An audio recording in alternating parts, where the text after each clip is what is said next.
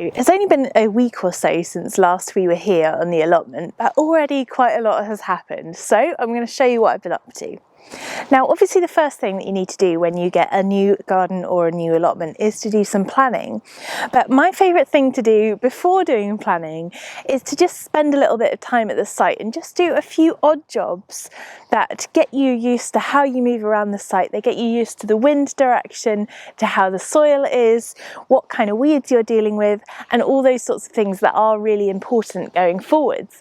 And they may also influence your plan. I had a few things right from the get-go that I knew I wanted to do on this site, and one of them was to build a small willow arch with a bench underneath it.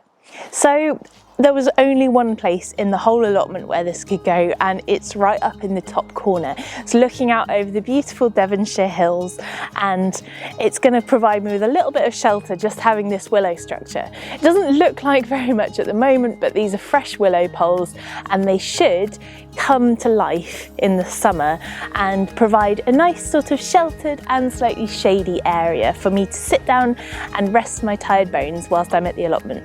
I really think that seating on an allotment is key, so always think about where you're going to sit. But here are a few other things that you're going to want to think about whilst you're doing the odd job up on your allotment when you first get a new site. I'm lucky enough to already have a shed that the council put in here, so I don't need to think about where my shed is going, but I do need to work around it now that it's here. But if you are starting a new plot and you don't have any structures at all, you're going to want to think about where you're going to put your shed, whether you're going to have a greenhouse or a polytunnel, and where they are going to go.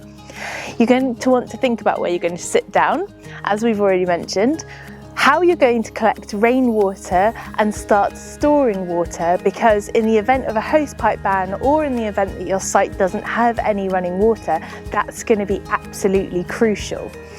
And you're also going to want to think about where you're going to have your compost heap. Now, I usually put my compost heap somewhere that I can't really do a lot else with the site. So somewhere that's shady, somewhere that's a bit sheltered, not really much is going to grow there.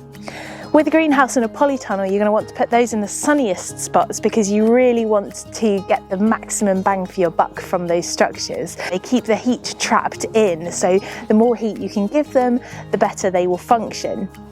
For me, I'm going to put my polytunnel down in the corner down there because it's going to give me a little bit more of an enclosed feel whilst I'm on my allotment, and that's what I really want. I also don't want to be lugging water that I've collected from the shed all the way up the hill to the polytunnel. So the polytunnel's got to go right by the gate and opposite the shed.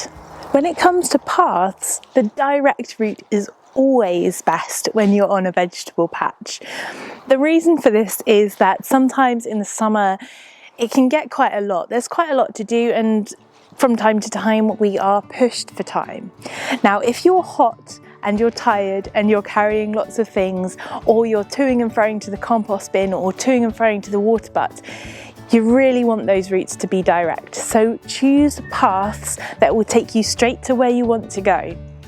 And make sure that your beds aren't too wide because you want to be able to reach the middle. The way that I do this is just by kneeling down if I'm going to have low down beds and reaching over. Now, I know that my reach is about 60 centimetres comfortably, so I can have a bed that is 120 centimetres wide, as that's my reach from both sides.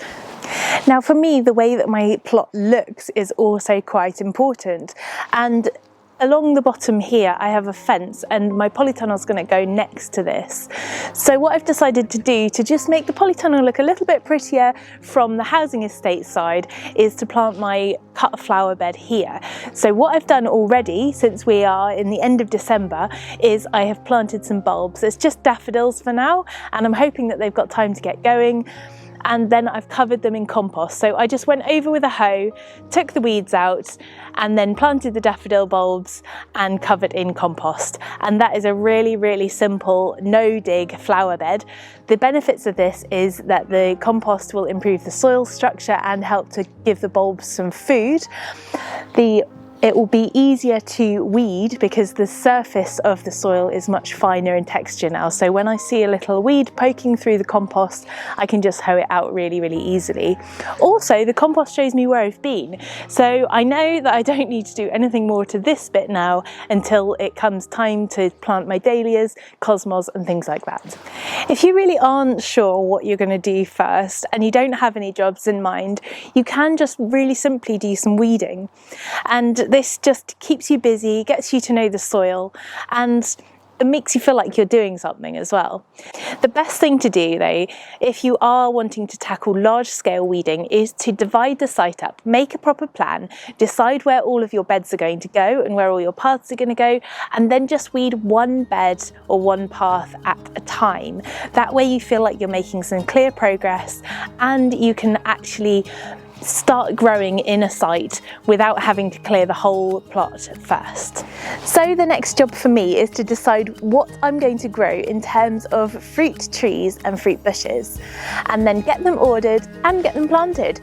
Now's a really, really good time to plant trees and bushes because it gives them a chance to get their roots established before they want to start setting leaves and setting blossoms.